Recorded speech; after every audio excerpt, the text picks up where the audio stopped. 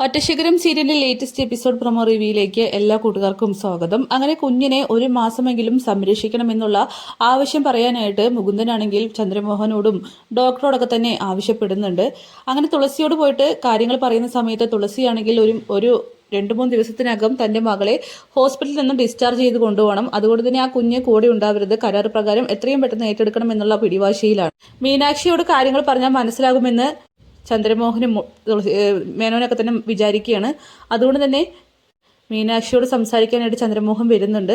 കുറഞ്ഞത് ഒരു 3 ആഴ്ചയെങ്കിലും കുഞ്ഞിന് മുലപ്പാൽ കിട്ടിയിരിക്കണം. അത് മീനാക്ഷി വിചാരിച്ചാൽ മാത്രമേ നടക്കുകയുള്ളൂ. അതുകൊണ്ട് തന്നെ ഒരു മാസത്തിന് കുഞ്ഞിനെ മലേഷ്യയിലേക്ക് കൊണ്ടുപോകാനായിട്ട് പറ്റില്ല. ടെക്നിക്കൽ ഇഷ്യൂസ് ഉണ്ട്. പേപ്പേഴ്സും മറ്റും ശരിയാകാതെ ഒരിക്കലും കുഞ്ഞിനെ പക്കൽ വെക്കാനായിട്ട് പറ്റില്ല എന്നൊക്കെ പറയുമ്പോൾ മീനുവാണ് പ്രസന്നയെ നോക്കുന്നു. പ്രസന്ന പറയുന്നുണ്ട്, എന്താ സാറേ ഇങ്ങനെയൊക്കെ പറയുന്നത്? ഇതുവരെ ഇങ്ങനെ ഒരു ഡിമാൻഡൊന്നും കേട്ടില്ലല്ലോ. കുഞ്ഞിനെ പ്രസവിച്ച് തരിക അത്രമാത്രമല്ലേ കരാറിലുള്ളൂ. അതെ ശരി തന്നെയാണ്, പക്ഷെ മാനസിക വശം കൂടി നോക്കിയിട്ടുണ്ടെങ്കിൽ അങ്ങനെയൊക്കെ കുറേ കാര്യങ്ങളുണ്ടല്ലോ. കുഞ്ഞിന് മുലപ്പാൽ കിട്ടണ്ടേ, അല്ലെങ്കിൽ ഈ കുട്ടിക്ക് രോഗങ്ങൾ വരുമെന്നൊക്കെ പറയുമ്പോൾ മീനാക്ഷി ആണെങ്കിൽ ആ ഒരു കാര്യം തുറന്ന് പറയുകയാണ്. എൻ്റെ മോളെ ഞാൻ എൻ്റെ അടുത്ത് വെച്ചോളാം, അതിനിപ്പോൾ ആരൊക്കെ എതിർത്താലുമെന്ന്.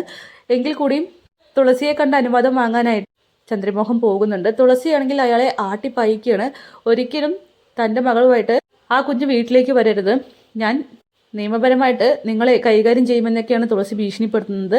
അതുകൊണ്ട് തന്നെ ചന്ദ്രമോഹൻ തിരിച്ച് ഭീഷണിപ്പെടുത്തുന്നുണ്ട്, ഞങ്ങൾക്ക് ആ കുഞ്ഞിനെ വേണ്ടെന്ന് വെക്കാനായിട്ട് പറ്റും, പൈസയും തിരിച്ചു തരേണ്ട എന്നൊക്കെ പറഞ്ഞ് ചന്ദ്രമോഹൻ ഭീഷണിപ്പെടുത്തുമ്പോൾ വല്ലാതെ ഭീഷണിപ്പെടുത്തി നിൽക്കേണ്ട, എത്രയും പെട്ടെന്ന് കുഞ്ഞുമായിട്ട് സ്ഥലം കാലിയാക്കാനൊക്കെ ആയിട്ട് തുളസി ചന്ദ്രമോഹനോട് പറയുകയാണ് ചെയ്യുന്നത്.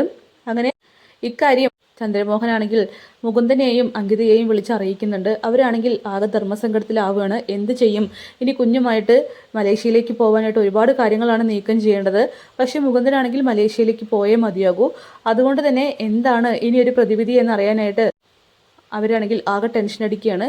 മീനുവാണെങ്കിൽ കുഞ്ഞിനെ പക്കൽ വെക്കാനായിട്ട് തയ്യാറാണെങ്കിൽ കൂടിയും തുളസിയുടെ ഒരു മാനസികാവസ്ഥ അവർക്ക് ആർക്കും തന്നെ മാറ്റിയെടുക്കാനായിട്ട് പറ്റുന്നില്ല. അപ്പം കാത്തിരിക്കാൻ നമുക്ക് നാളത്തെ കിടിലൻ എപ്പിസോഡിനായിട്ട്. ബൈ.